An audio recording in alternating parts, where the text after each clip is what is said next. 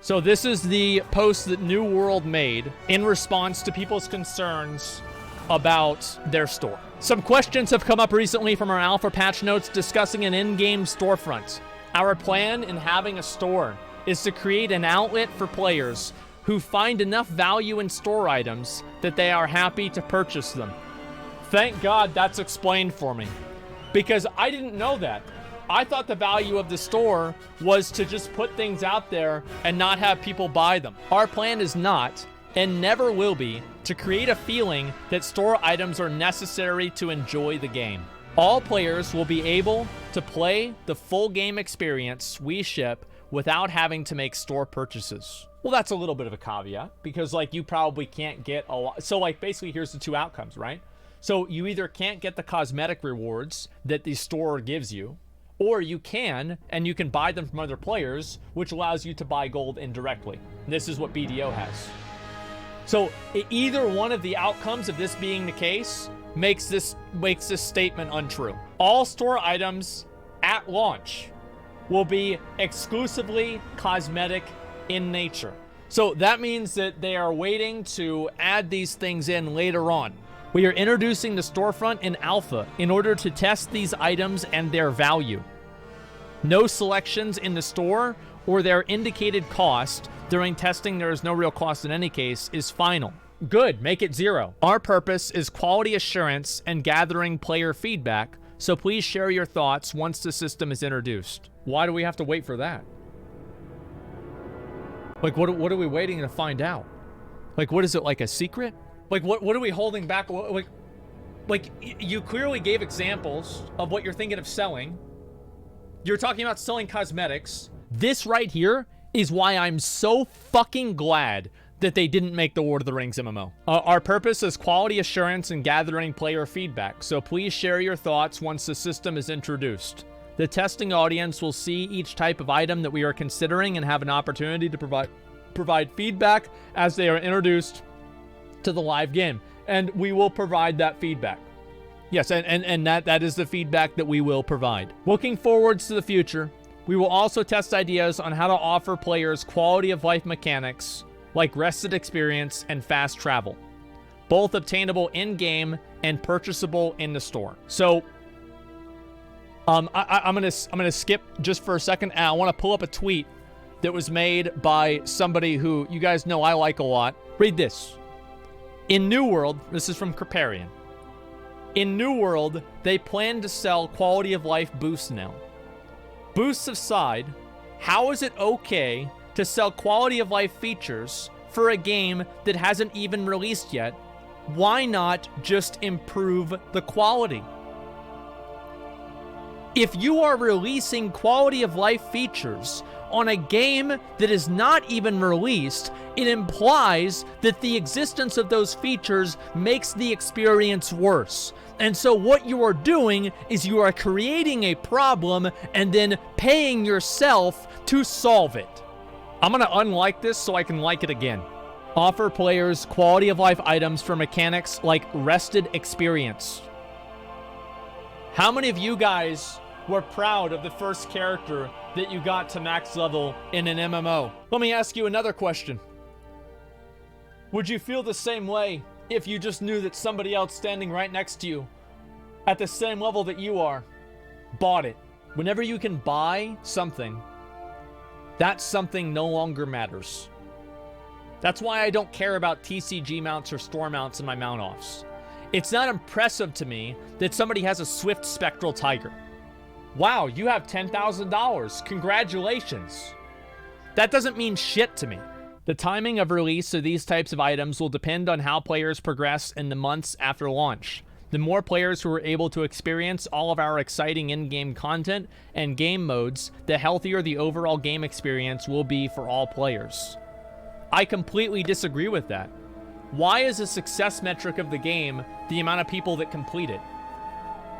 Shouldn't it be the amount of people that are playing and experiencing it? Because under that logic, Warlords of Draenor is a more successful expansion and part of the game than Burning Crusade or Vanilla WoW, because more people hit max level in Burning Crusade, in Warlords of Draenor or in Battle for Azeroth. Success success of a player is not success of the game. This is the same thing with WoW.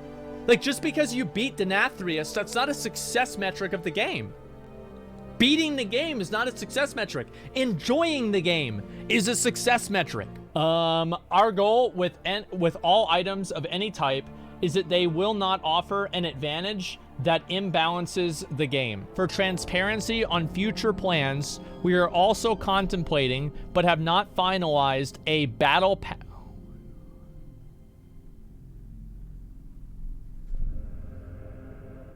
pass style program that would combine store items on a periodic basis.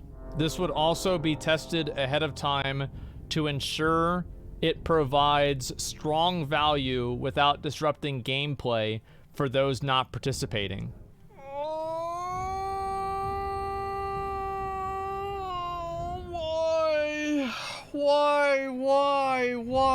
Why are we doing this? Why is this happening? I don't understand it. Like, what is this? Like, do they even understand? Like, who wants this? Who asked for this? Like, nobody wants this. So this is the premium currency shop. I'm gonna read this post here. New World is introducing in-game purchases for special cosmetic items for players in their in-game homes. We will sell cosmetics in the form of items, skins, dyes, company crests, and emotes.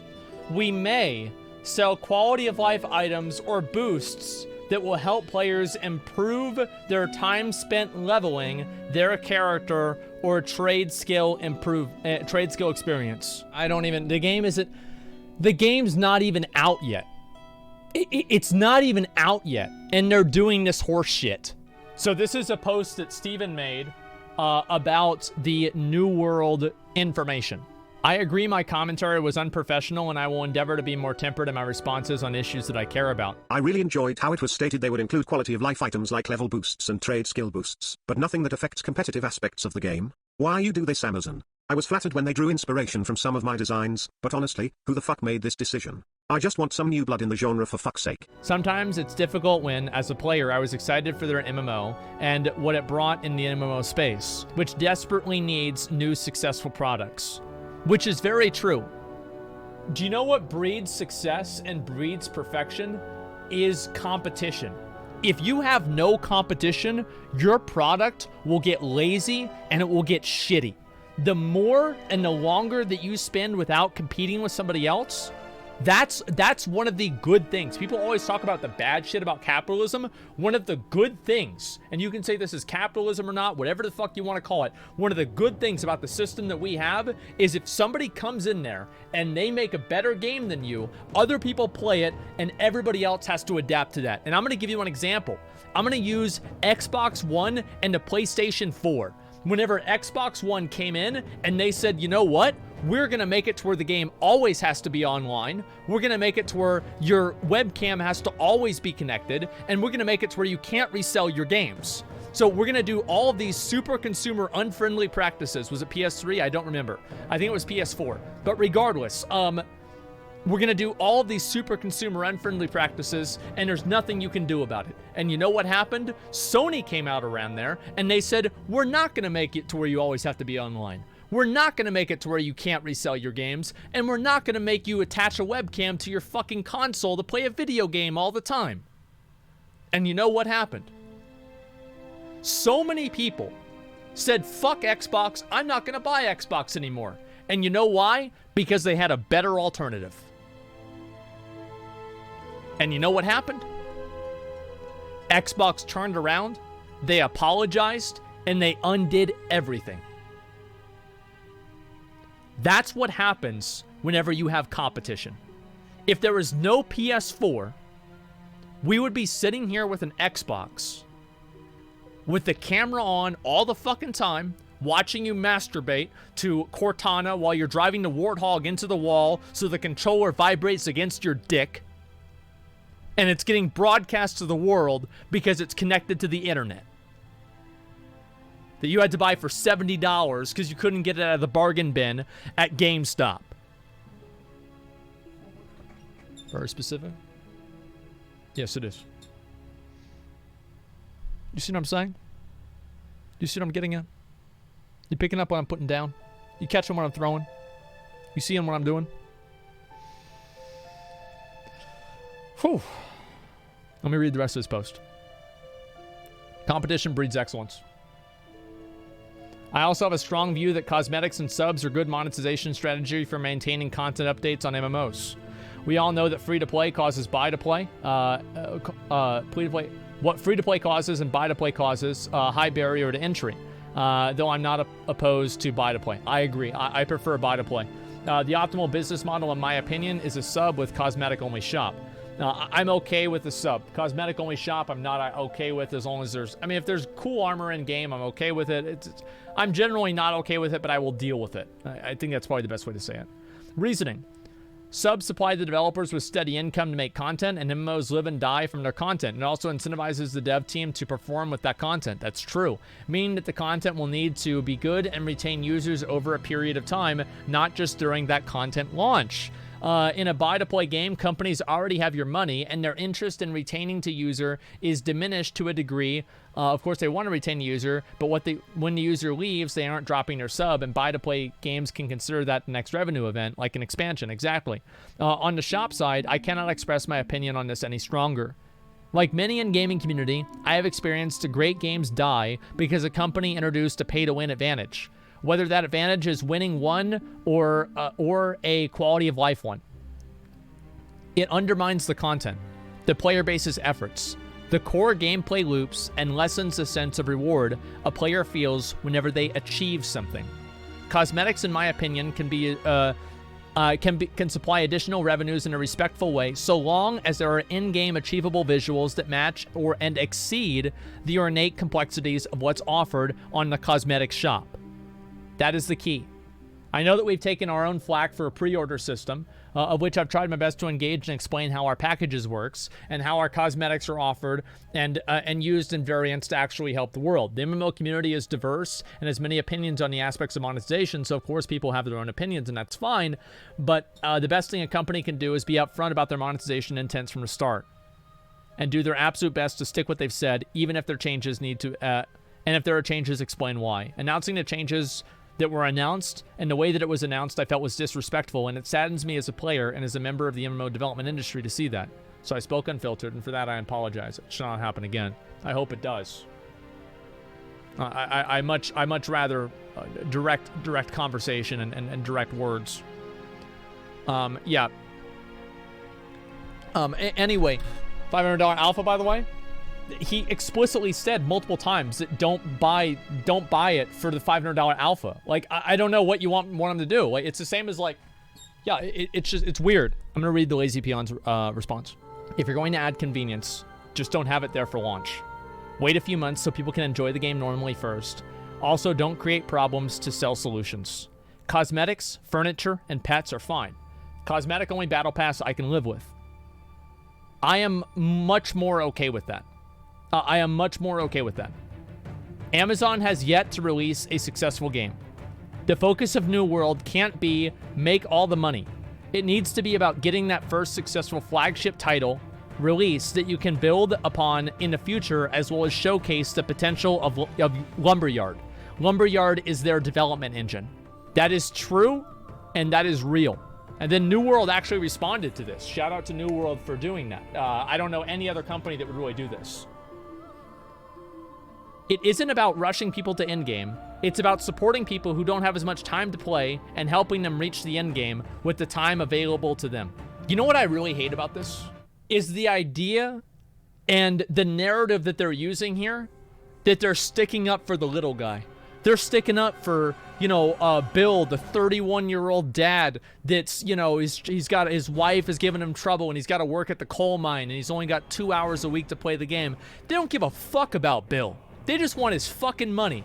And if you want to use these people as like some sort of a distraction or some sort of a shield from criticism for this bullshit, I don't want to hear about it. The fact is that you don't need to complete the content in order to enjoy the game. I think the best example of this, more people hit max level in Shadowlands or in BFA and they have a less fulfilling experience than the people who did not reach max level in classic WoW and just leveled the whole time. If you see your content is skippable or not relevant, that buying a boost is a good way to get into real content, then you failed to create interesting content progression. Make leveling faster if you care about people wasting their time or if in-game is all you care about. And then New World responded, MMOs take a tremendous time investment and not everyone has available. Boost can be a way for someone who doesn't have time to get more out of the time that they play and support the game and community in another way. If MMOs take a tremendous time investment that not everybody has available, and if the time investment is so big that it's a problem that you're going to have to sell boosts for it, then why not just make it shorter in the first place? Yes, MMOs take a large time investment. That's why people play MMOs, is they want to invest themselves into something that they can do regularly, that they can work on over time. And whenever somebody else gets it, that's why people play. And if that's a problem for somebody, they don't understand that. Like, if they solved that problem for somebody, they effectively solved somebody else's fulfillment from the game. Like, by giving that person that thing, they then took it away from the other person that had it. Oh, this is John. Oh, this is the guy that makes the videos. So let me read what he said. If you're selling boosts, though, through early content, you're saying that early content isn't as fun or as inclusive as in-game. So just make the early content better so people who don't have as much time still enjoy it. You're already admitting your early game is dull. True. So let's go ahead and I'm going to explain what these developers are doing. So we have ourselves here an iceberg, okay? The developers are trying to act like this little bit of the iceberg, end-game PvP. Let's see. Best gear in-game. The problem is that the developers think that these two things are the only thing that people care about in MMOs. They're not thinking about, let's just look here, leveling, professions, character, looks cool, story, trading, community, visual, rewards. Let's see, store. Oh, sorry, not, I guess a better one is, auction house. Yeah, auction house. Yeah, I could do that. Yeah, auction house. Let's see here. Money. Yeah, gold. Let's see here. Mounts. Well, they don't have mounts in the game, but sure. We'll just go ahead and add that anyway. Story. Oh, yeah, I'll just do story again. Okay, yeah, there you go. Story. Oh, wait, did I replace story with store? Oh. Sorry, I've just been playing too much WoW. Anyway, let's see here. Communication. Yeah, progression. Visual progression.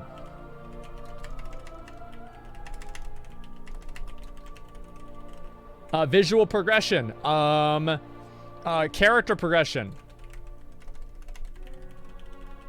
So here's the problem. RP, yeah, sure. Quests. Exploration. Music. Guild stuff. Let me just stop it right there, okay? Here's the problem. Is that these developers think that as long as they deal with this part right here, that's enough. They think that, oh, well, as long as the end game and the best gear in the game isn't from the store, that it doesn't matter. But here's the problem, is that you want to see a real 99% argument? This is where 5% of the players exist. And this is where 95% of the players exist. They are reducing the experience and the fulfillment for the average player only to make the casual players, their experience less meaningful, less enjoyable, more hollow, and weaker and shittier.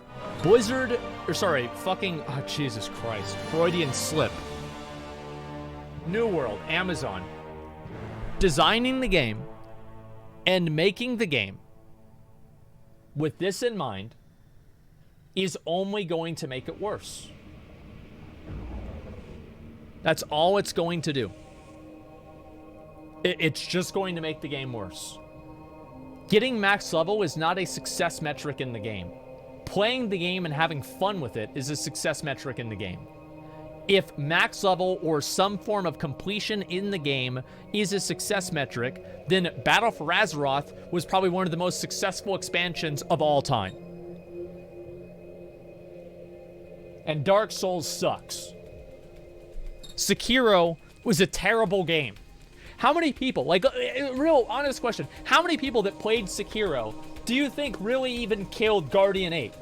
Do you think really even killed Genichiro? Or even, like, in Ishin? Like, yeah. Like, I think probably less than 10% of people that played the game beat it. But it won Game of the Year because it was a good game.